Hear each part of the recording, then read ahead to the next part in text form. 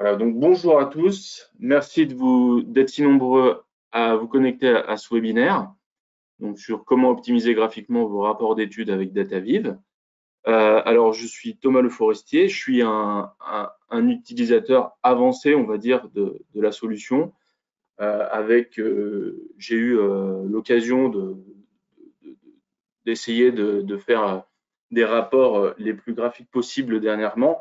Et je me suis dit que c'était vraiment pertinent de partager cette expérience avec vous. Donc, je ne suis pas graphiste, hein, je suis un utilisateur de DataViv. Et du coup, je me suis dit j'allais partager toutes ces astuces, toute cette expérience pour que vous, de votre côté, vous puissiez vous améliorer dans la production de vos rapports avec DataViv.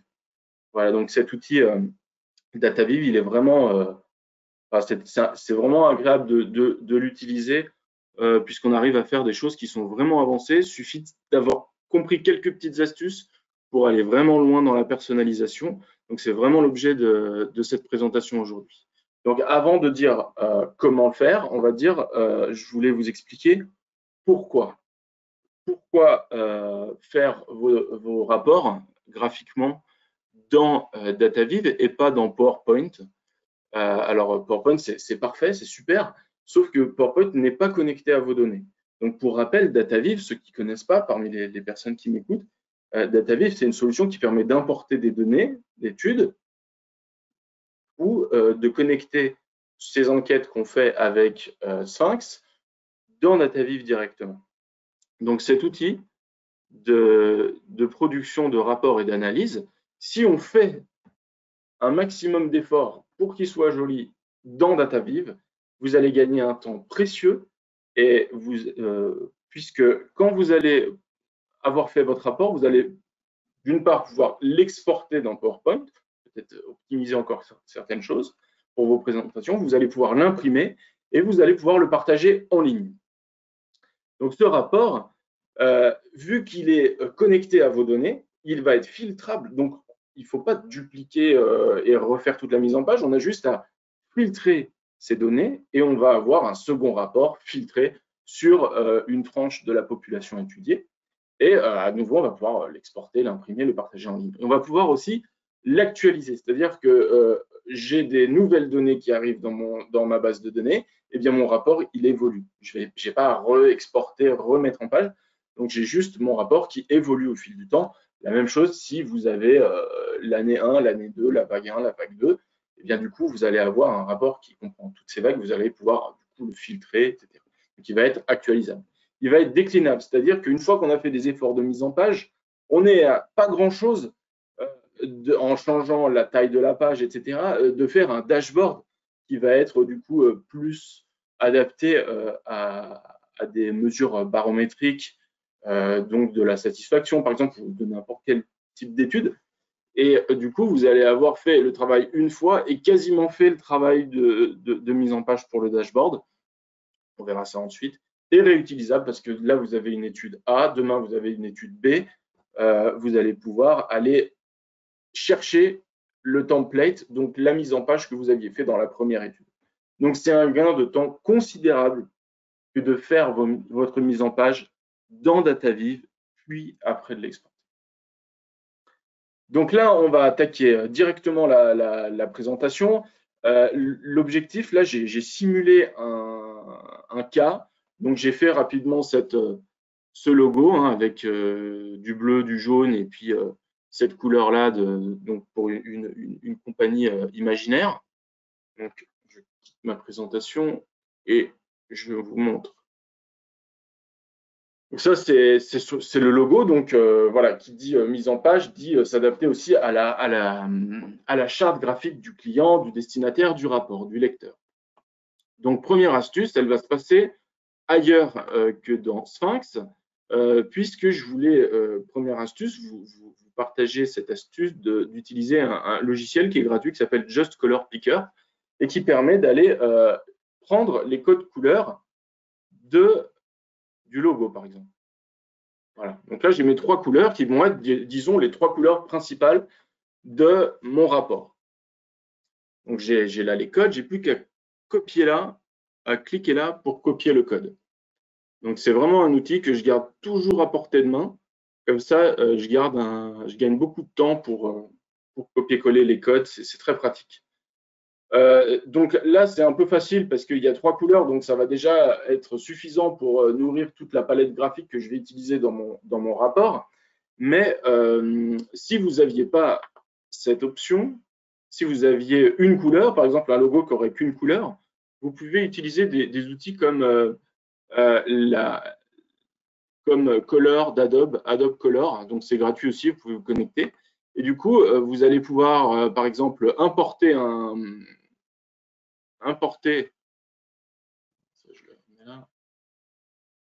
votre logo ici, et il va vous faire un peu la même chose en allant chercher les différentes couleurs. Et après, à partir de là, vous allez pouvoir en sélectionner une et voir les couleurs qui sont associées à cette couleur, pour ne pas faire des grosses fautes de goût, en prenant des couleurs qui sont cohérentes entre elles. Comme ça, vous pouvez faire plusieurs couleurs en assurant une certaine homogénéité. Et c'est un outil qui est très, très pratique. Donc, en plus, alors moi, personnellement, je suis daltonien, donc je fais constamment des fautes de goût. Donc, cet outil m'aide énormément à éviter à en faire. Donc, voilà, c'est pour ça que peut-être que je me trompe quand je vais nommer les couleurs, mais ce n'est pas grave. Vous aurez compris que pour moi, le gris et le bleu, c'est la même. Donc, des fois, je vais un peu me mélanger. Je vais essayer de faire attention. Ensuite, donc maintenant qu'on a pris ces 3 couleurs, on est là dans DataViv. Là, on est dans l'outil. Ceux qui ne connaissent pas, c'est un outil en ligne. On a nos outils d'enquête. On va les oublier. On va très peu voir tout ce qui est analyse. On va se concentrer uniquement sur la mise en forme du rapport. Donc, dans DataViv, je vais créer une vue. Alors, c'est très important de passer un peu de temps dans les paramétrages de la vue. Pourquoi? Parce que c'est des fonctions qui vont faire en sorte que beaucoup d'éléments vont être par défaut aux bonnes couleurs, au bon format, etc. Donc, il faut passer du temps ici.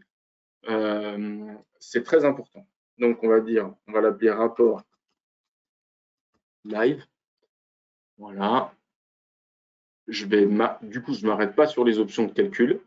La première chose que je vais décider, c'est de faire une taille d'écran personnalisée. Donc, par défaut, on me propose un 16/9. Pour moi, ce n'est pas un 16/9 qui est assez large. C'est peut-être un 16/9 qui est bien adapté aux écrans. Mais si on veut l'exporter vers PowerPoint, la version actuelle de PowerPoint, il ne faut pas laisser la taille par défaut. Il faut changer le 1 en 3. Donc, c'est 768 par 1370. Très important. Donc, tous ces éléments-là, on peut bien sûr revenir dessus un peu plus tard. Donc, maintenant, dans couleur, vous aurez compris qu'on va commencer à aller copier-coller nos couleurs. Donc, moi, je vais mettre une couleur qui, par défaut, n'est pas la bonne. Donc, je vais copier le jaune en copiant la valeur ici et je vais coller ici. Donc, cette petite manipulation, copier un code couleur, coller le code couleur, il faut le maîtriser. Pour rappel, donc je clique sur la couleur et je viens le coller ici. Je fais CTRL-V et j'obtiens la bonne couleur. Je vais enlever le dégradé et je vais prendre cette couleur-là, le bleu, en couleur de fond de la vue. Je vais faire exactement la même chose ici. Voilà. Et ensuite, alors ça, c'est important d'y passer un peu de temps. Ça, c'est toutes les options par défaut qu'on va paramétrer dès le départ pour que, par défaut, quand je crée une analyse, un graphique, un tableau, une forme du texte, ce format corresponde à ce que je vais paramétrer maintenant. Bien qu'on pourra le changer plus tard, mais ce n'est pas grave. Mais par défaut, c'est important de le paramétrer correctement au départ. Donc là, je vais prendre cette couleur-là, copier la valeur. Donc là, dans Analyse, une chose que je trouve importante d'enlever, c'est couleur de fond. Pourquoi? Parce que sinon, dès que vous superposez un élément sur une image, il a un fond blanc. Si vous le superposez sur une zone de couleur, il a un fond blanc, c'est pénible. Donc, je l'enlève. Voilà. J'ai oublié de vous dire que là, on peut mettre la police par défaut. On va mettre Alloy ici. Et on va mettre la couleur grise qui est là comme couleur par défaut du texte, comme l'écriture du logo My Company. Dans graphique, je ne vais pas toucher grand-chose, si ce n'est que pour mes histogrammes, je vais mettre une épaisseur de barre parce que si j'en mets pas et que j'élargis un histogramme, ça va me faire des colonnes extrêmement larges et je trouve pas ça joli. Donc, je vais mettre, par exemple, 17 pixels. Sur mon nuage de mots, je vais mettre Alloy aussi pour être raccord avec ma charte graphique. Voilà. Je reviens sur le graphique. Les tableaux, je vais tout mettre en transparent au niveau des couleurs. Ça pourra me permettre d'adapter plus rapidement mes couleurs de fond. Encore une fois, si je mets mon tableau sur une image ou sur une zone de couleur. Dans forme, alors là, je m'arrête. Cette forme géographique, je m'en sers énormément. Donc, on va s'en servir énormément aujourd'hui. Donc, c'est important de prendre la bonne couleur et de le mettre ici. Donc, je vais mettre une couleur. Voilà. J'ai pris la bonne couleur. Voilà, j'ai repris le code. C'est bon. Tac. Je vais mettre une bordure. On va voir ensemble tout de suite à quoi ça sert. Mais en tout cas, c'est hyper important de le paramétrer correctement. Voilà, pour mes zones de texte. Ta couleur de fond de zone de texte, je la laisse transparente et je fais OK. Donc, ceux qui ne connaissent pas DataViv, c'est dans cet environnement qu'on va passer les 20 minutes qui restent.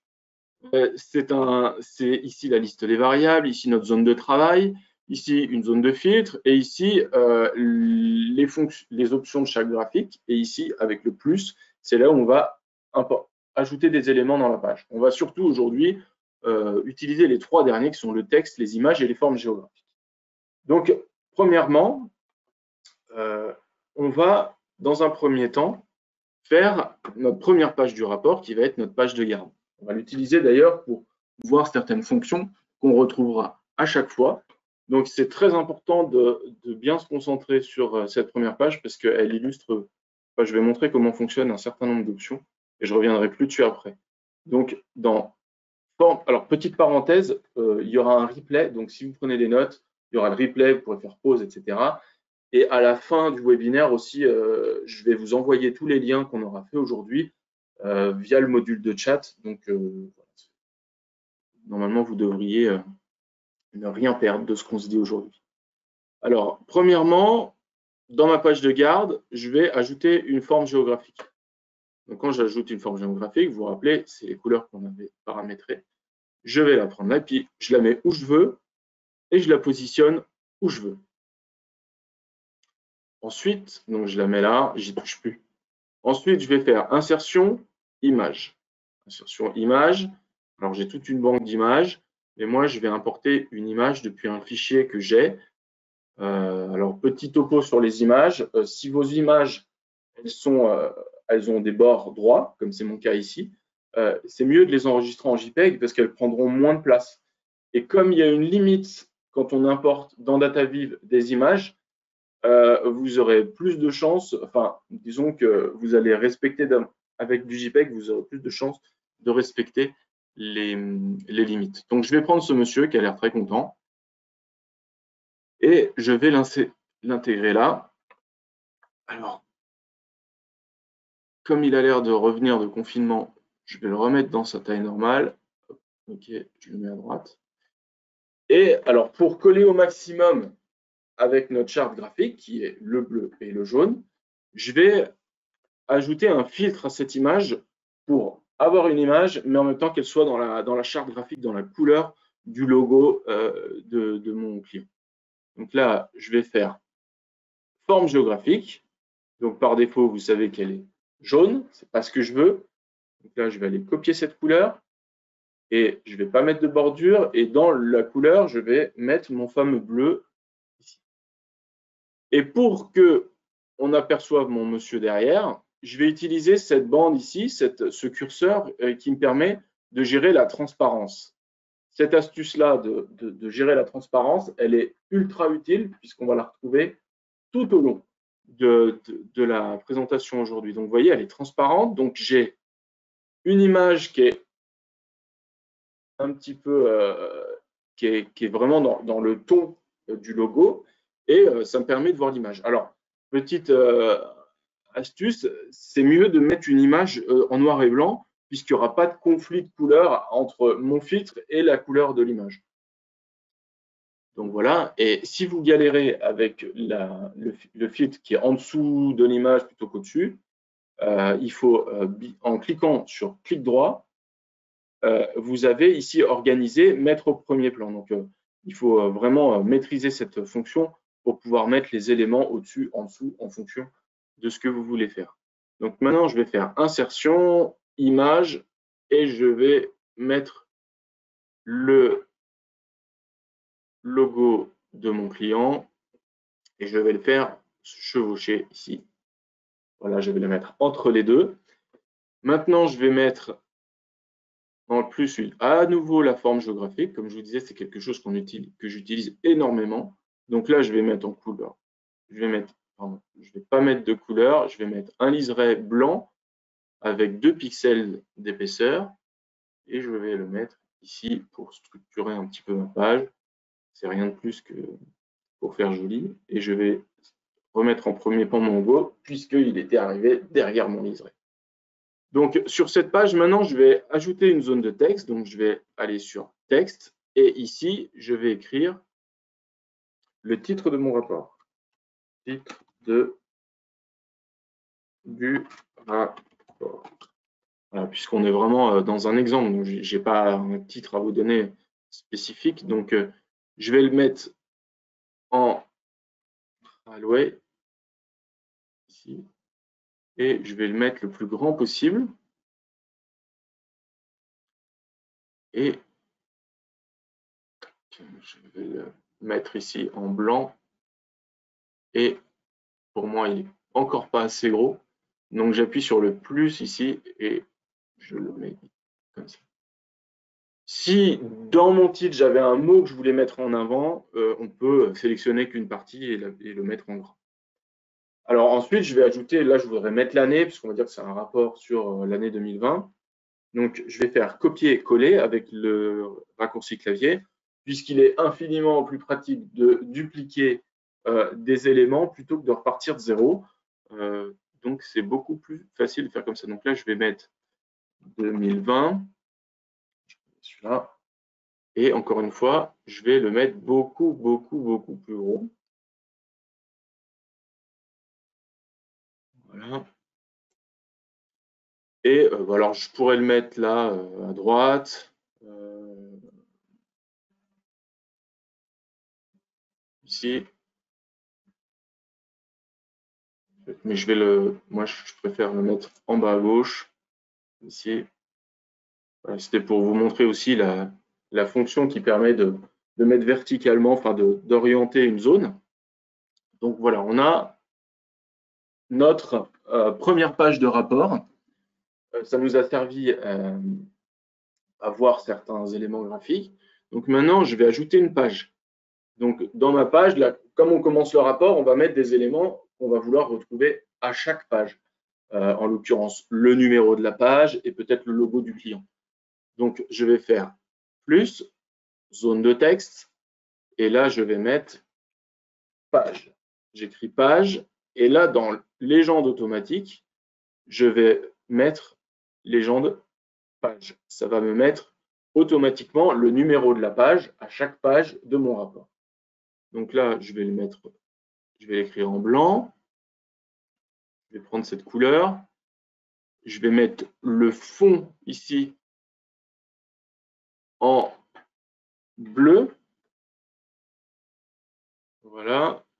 Alors, j'ai pas mis en railway, donc je vais le remettre en railway. Voilà. Et là, c'est bon. Et je le mets ici. Si je veux mettre un espace, j'ai juste appuyé sur espace ici, page 2. Ensuite, je vais rajouter une petite, juste quelque chose ici en dessous que je vais mettre en arrière-plan, que je vais mettre derrière. C'est juste pour faire joli et rappeler les couleurs du logo. Le logo que je vais ramener, je vais mettre en haut, ici, en insertion image. Et là, je vais mettre un logo un peu plus simplifier avec juste les couleurs que je mets en haut à droite. Ici, hop, je fais clic droit et j'ajoute au masque cette photo. Donc, en ajoutant au masque, je vais le retrouver dans chaque page.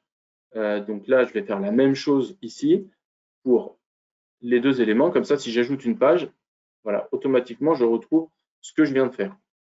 Donc, ces éléments, c'est important de les faire évidemment dès le départ pour après gagner du temps sur les pages suivantes.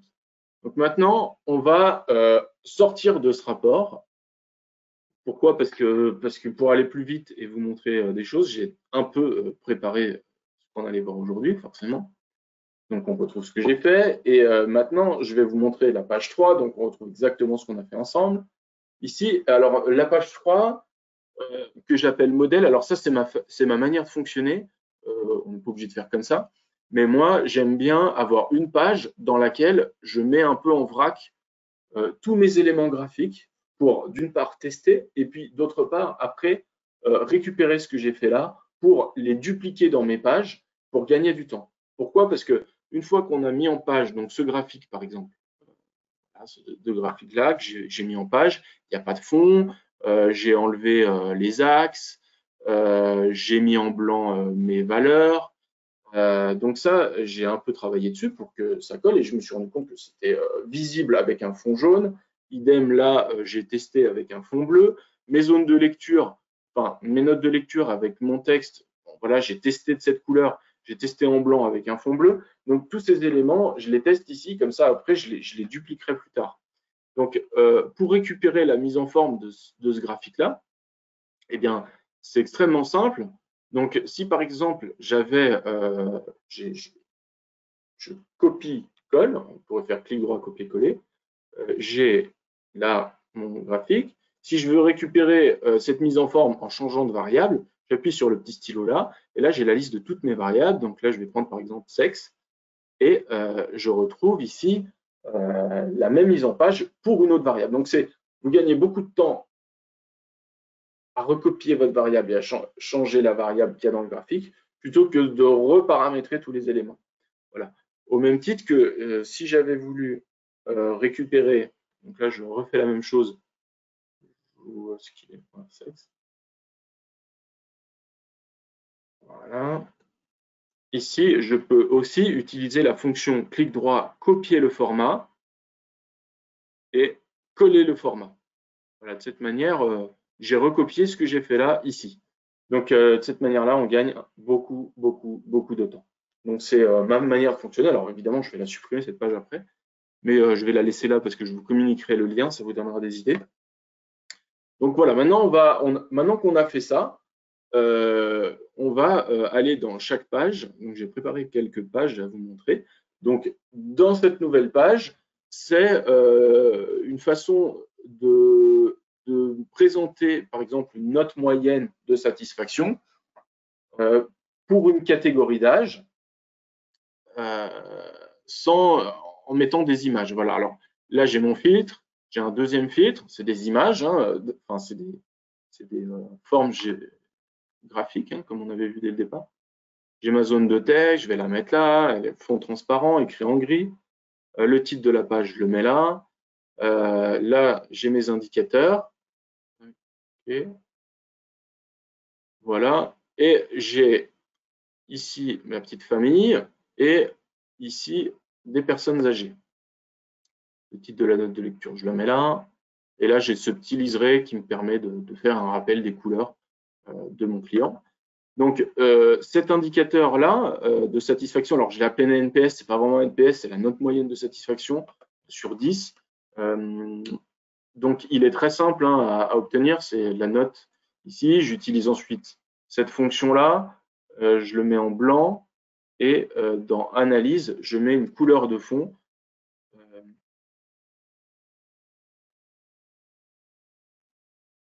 Voilà. Je mets une couleur de fond et j'enlève les tendances et j'enlève ici mes commentaires automatiques. Voilà, on n'y est pas loin là, il faut juste changer le titre et le mettre en blanc et on obtient la même chose. Donc c'est une chose que j'ai un peu anticipée, mais Donc, je vous disais, je ne vais pas m'attarder sur comment faire les graphiques, je vais plutôt m'attarder sur comment mettre en page les éléments dans mon rapport. Donc là, on a cet indicateur pour cette population et cet indicateur pour cette population-là, des personnes plutôt âgées. Donc, pour filtrer ce graphique sur cette population, j'ai tout simplement ici dans définir un profil, filtrer dans la variable âge les personnes entre 70 et 90 ans. Voilà, donc c'est une manière de montrer différemment et de manière plus impactante la satisfaction par classe d'âge. Donc ça pourrait être sur n'importe quel type de profil. Maintenant, je vais insérer une carte géographique. Alors, j'ai mis ici une forme jaune sur toute la hauteur. Et j'ai un indicateur sur le pourcentage de promoteurs. J'ai mon titre. Alors là, ça me permet de vous montrer. Là, j'ai mis le titre en blanc, fond transparent avec le fond jaune. Comme ça, on voit la zone jaune. Ma note de lecture, ici, je la mets là. Je mets le titre ici.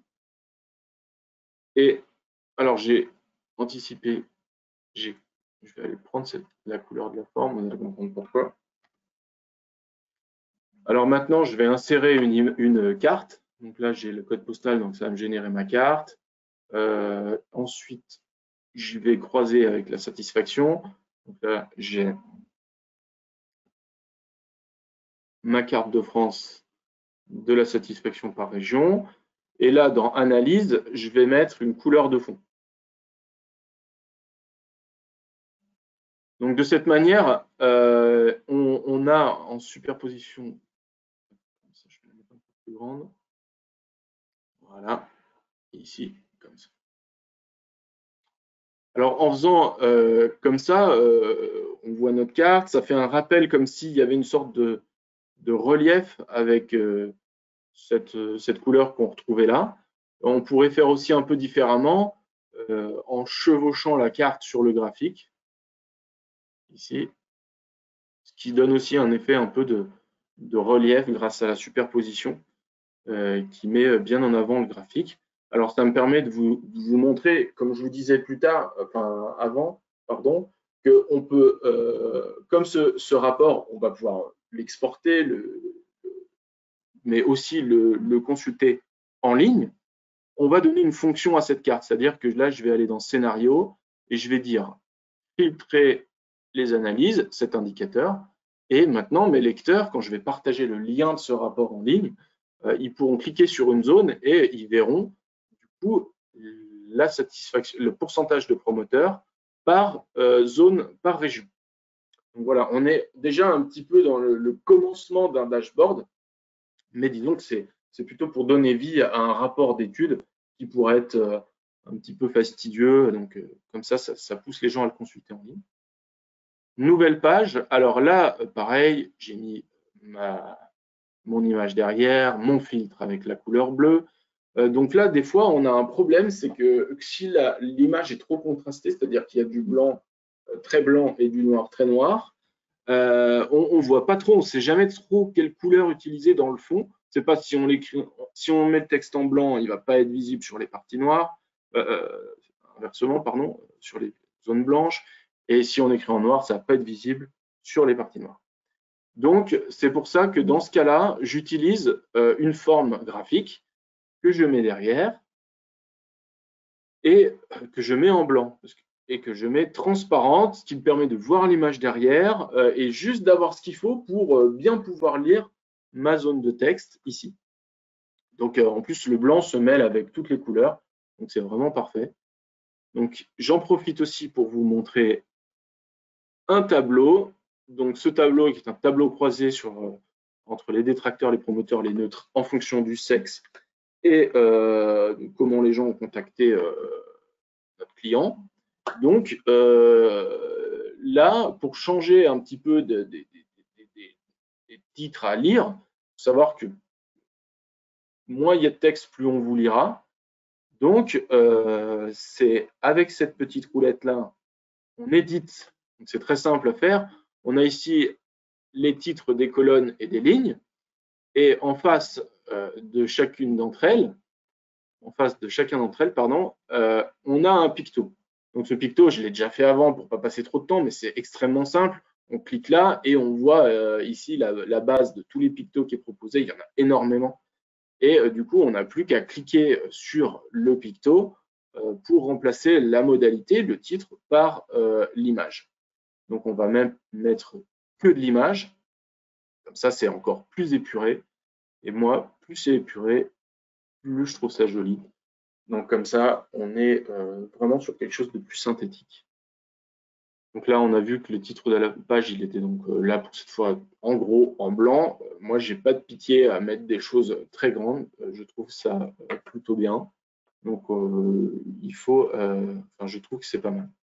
Ici, on est sur une petite astuce que je voulais vous montrer qui est vraiment dans l'air du temps. Et vous allez me dire, encore utiliser une forme géographique. Donc, je clique sur forme géographique. Pour le coup, là, je vais mettre pas de couleur dans le fond. Je vais la mettre en arrière-plan. Et là, je vais grossir le trait. Et comme dans cette zone de texte, alors la zone de texte, hein, pour rappel, on peut changer la couleur de la police, le fond de là où il y a du texte et le fond de cette zone. Donc vous voyez, elle est blanche en fait. Elle n'est pas transparente. J'ai mis un fond blanc. Voilà. Et je vais prendre ça et je vais le mettre derrière. C'est quelque chose qu'on voit pas mal en ce moment. Donc là, il y a un mode de prévisualisation qui me permet de voir un petit peu à quoi ça va ressembler. Du coup, ça va. Parce que quand on est en édition, il y a toujours un liseré qui n'est pas forcément joli.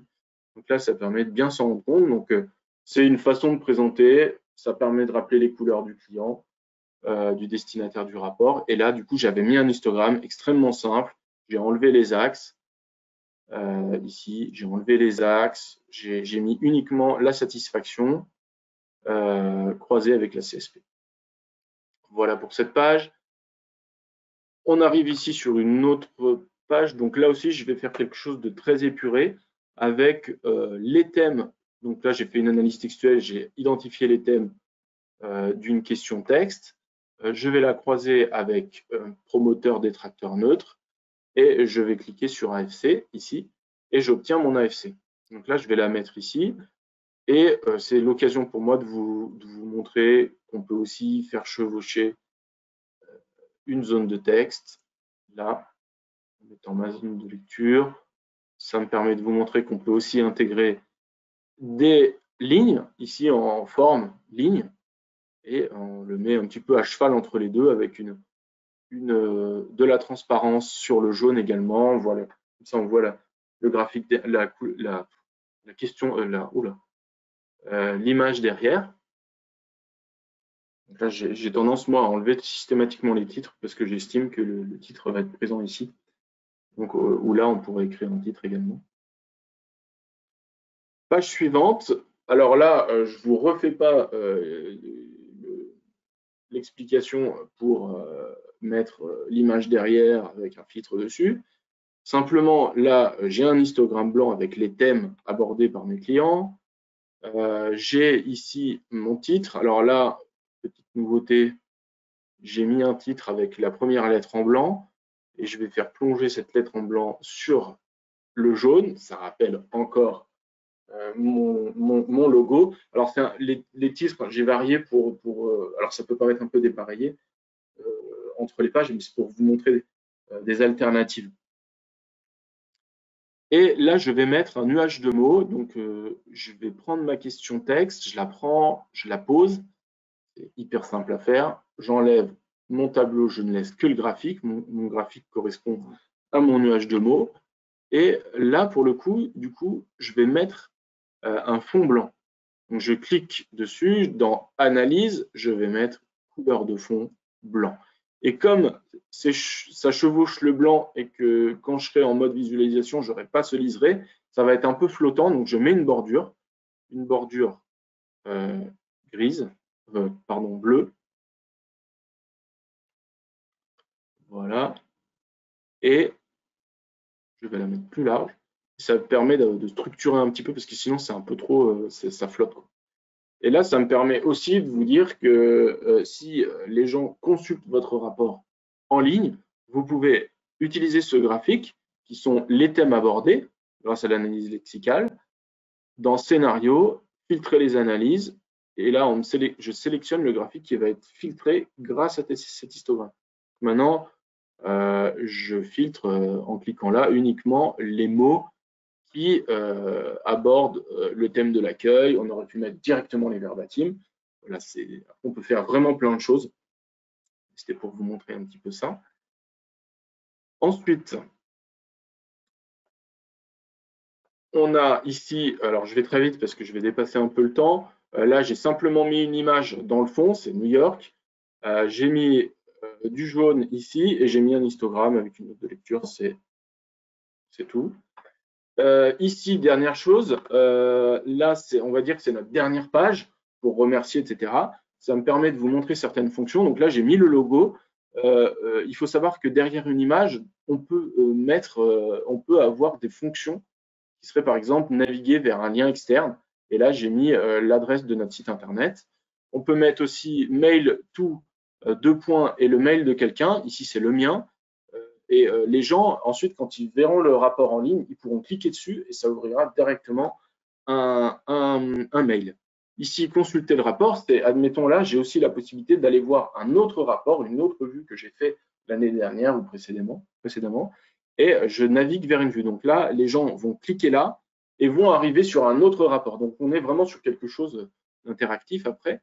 Et là, bon, c'est une petite astuce qui ne mange pas de pain, qui est simplement un rectangle blanc avec un rectangle gris, jaune, pardon, et une zone de texte. Donc c'est simplement pour changer, faire des choses nouvelles. Avant de finir, je vais aller sur le sommaire. Donc je vais mettre sommaire, je vais mettre, j'ai oublié le i, donc j'avais prévu de le remplacer par cette barre qui va un peu structurer ça. Alors, petite astuce également, dans DataViv, il n'y a pas de fonction d'alignement. Donc, des fois, on peut un peu s'arracher les cheveux en fermant un œil et en essayant de positionner les choses alignées. Donc, moi, ce que je fais, c'est que je le tape contre le mur et du coup, j'obtiens un alignement de cette manière. Ici. Voilà. Et dernière petite chose, même deux petites choses, c'est que si vous avez le nom des pages ou le nom des parties, vous pouvez donner des fonctions à cet élément dans Scénario et dire que cet élément va naviguer vers la page X, Y, la page 1, 2, 3. Donc ça va vous faire un sommaire dynamique, encore une fois, si vous partagez votre rapport en ligne. Mais bon, si vous l'exportez ou vous l'imprimez, eh bien, vous aurez votre sommaire qui sera fait. Pareil, là, j'ai mis le lien vers un dashboard qui permet de voir en ligne. Voilà, comme ça, vous le verrez, je l'ai mis vraiment là pour vous le montrer. Sinon, j'ai mis des petits ronds comme ça pour vous montrer autre chose. Mais c'est très simple, j'ai inséré des ronds et voilà, je les ai superposés. Et là, ce bouton-là me permet de naviguer d'une page à l'autre. Donc, c'est insertion, picto, insertion, image. Et là, on donne une fonction au picto.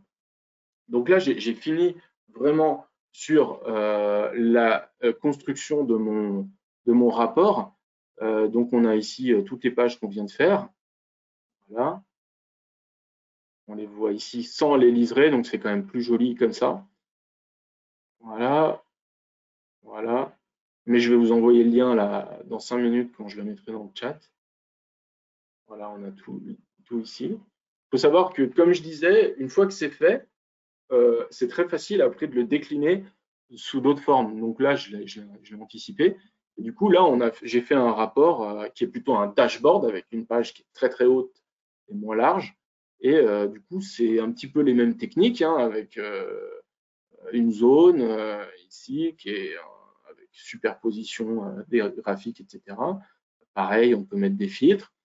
Et une fois que ça c'est fait, on va pouvoir le partager. Donc, pour partager, c'est là. Partager la vue, c'est ici. Ensuite, l'imprimer, c'est là. Et dernière petite astuce, quand je suis dans mon rapport, voilà, quand je suis dans mon rapport, je peux glisser des filtres en haut, faisant un drag and drop ici. Et voilà, je filtre ici. Et ces filtres-là vont être accessibles aussi pour les personnes qui vont le consulter en ligne. Voilà, donc maintenant, voilà, je reviens sur mon PowerPoint. On a vu, voilà, une fois qu'on a fait un rapport, on peut vraiment faire quelque chose d'assez graphiquement complètement acceptable, même joli, sur un rapport plutôt de présentation, un rapport à imprimer. On peut faire la même version en dynamique avec le dashboard, c'est ce qu'on vient de voir ensemble. Voilà. Et en plus, ce rapport, il va pouvoir être responsive design avec une version qui s'adaptera au mobile. Et maintenant que vous avez toutes ces astuces, c'est à vous de jouer. Amusez-vous bien avec toutes ces astuces. Maintenant que vous avez vu qu'il y avait plein de choses possibles, il faut s'inspirer de ce qu'on voit. Sur Internet, il y a plein de choses. Même dans la vie de tous les jours, il y a plein de choses qui sont mises en page. Donc maintenant que vous savez comment les réaliser dans DataViv, c'est très facile de vous en inspirer et de faire des rapports qui sont jolis. Voilà, donc ensuite, si vous vous sentez seul, il faut contacter le support si vous ne savez pas comment faire. Vous pouvez aussi vous former. Nos formations peuvent être en ligne ou même en présentiel. Donc, je crois que ça a repris suite au Covid. Et maintenant que c'est terminé, ceux qui veulent s'en aller peuvent s'en aller et ceux qui veulent rester peuvent me poser des questions. J'y répondrai avec plaisir. Sinon, vous pouvez aussi les consulter vos responsables commerciaux.